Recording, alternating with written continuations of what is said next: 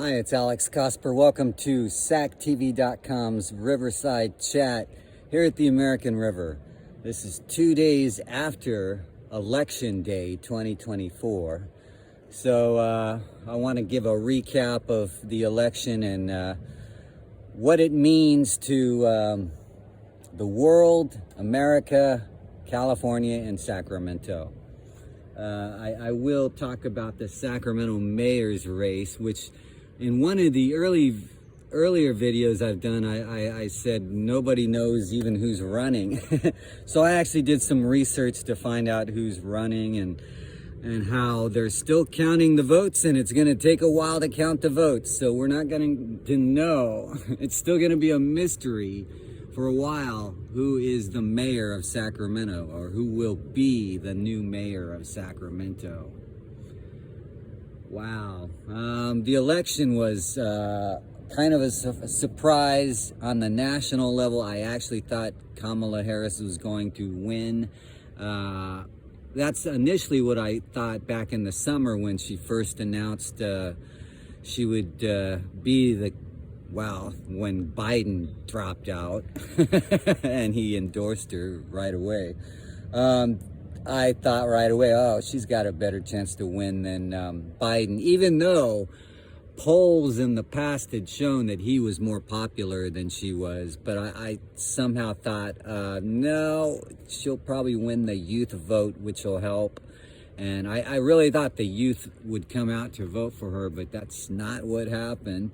And what did happen was Donald Trump became the second president in U.S. history to win two non-consecutive terms. In other words, he won, then he lost, then he won.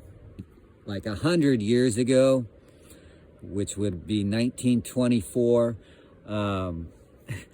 it's a California governor, Hiram Johnson,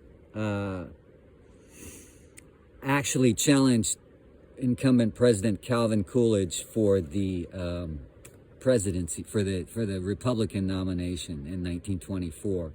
And we have a high school here named after Hiram Johnson because he was a governor of this state. He was also a progressive of that era. So Sacramento remembers its progressives. And Hiram Johnson was one of the first people ever to speak on a public address system. In other words, a sound system, electric sound system. So that was in 1915 when he did that in San Francisco.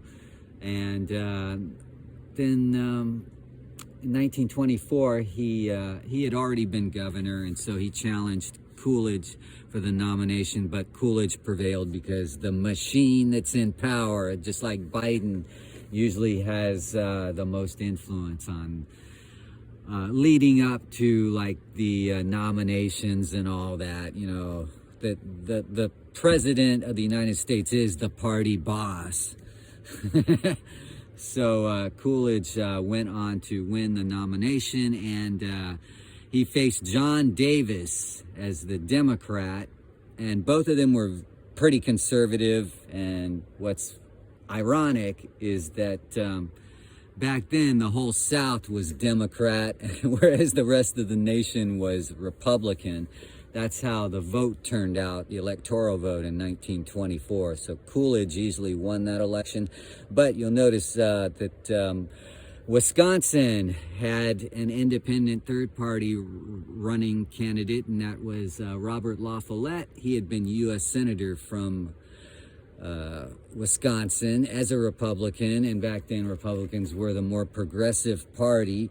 And he actually won 13 electoral votes, winning his own state as a third-party ticket candidate on his progressive ticket.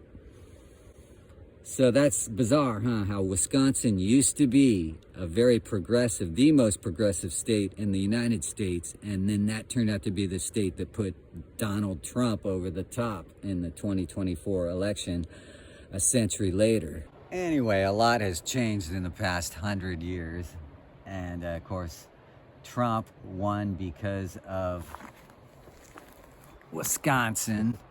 I'm gonna go because there's like a coyote headed my way, and I don't know if he's cool. He seemed cool when I passed him up, him or her or whatever.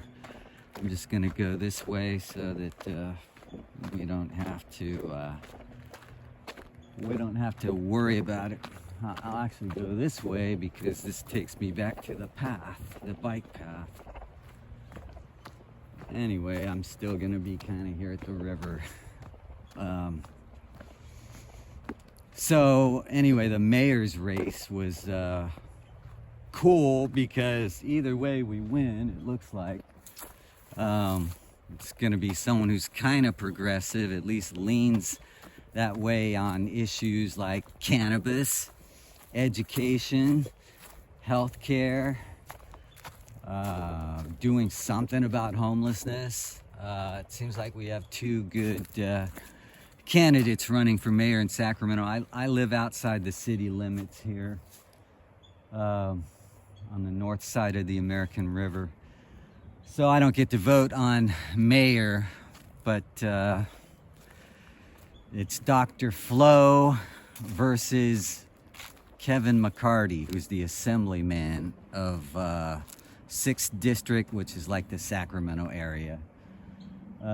Kevin McCarty, I don't know what political parties they are. They seem like Democrats, like real Democrats, not like Joe Biden, who is head of the Democratic ticket, but doesn't do what liberals want. He does more what Big Biz wants. Anyway, the people here that are Democrats in Sacramento, they're closer to that liberal spirit of trying to help society, trying to, come up with programs that help the needy and, show that they care about their community. So I'm happy that that race is actually, between two great candidates, but it's not settled yet. Oh, here comes that coyote in the distance. So as of Thursday, November 6th, 2024, the Sacramento mayor's race is still too close to call, they say, although Kevin McCarty has a 55 to 45% lead over Dr. Flojuane Cofur.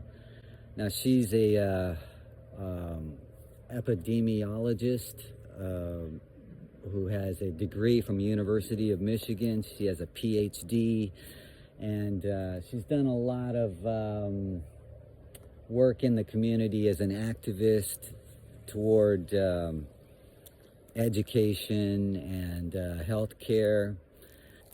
Like her opponent, Assembly Member Kevin McCarty of the 6th District, which is the Sacramento area, they seem liberal and progressive on social issues of the day. Cannabis is still a big issue because of legalization concerns at both the federal level and the local level. And of course, the medical industry now looks at it as medicine, legitimate medicine. Unlike last century, where everyone was, not everyone, but a lot of people were brainwashed by television and government to believe that it was some kind of dangerous, crazy drug that made you jump out of buildings. And that all started with the movie Reefer Madness in 1937, but it was all just over exaggerated mythology that just some drug czar joker, he got FDR's ear and he was able to demonize it. FDR had other concerns. Prohibition had been overturned in 1933, so that meant people could buy alcohol now, and so it seemed like that was he was more of an alcohol president. Anyway, Trump, it's not clear where he stands on cannabis other than he's for states' rights, and that's cool because California allows it.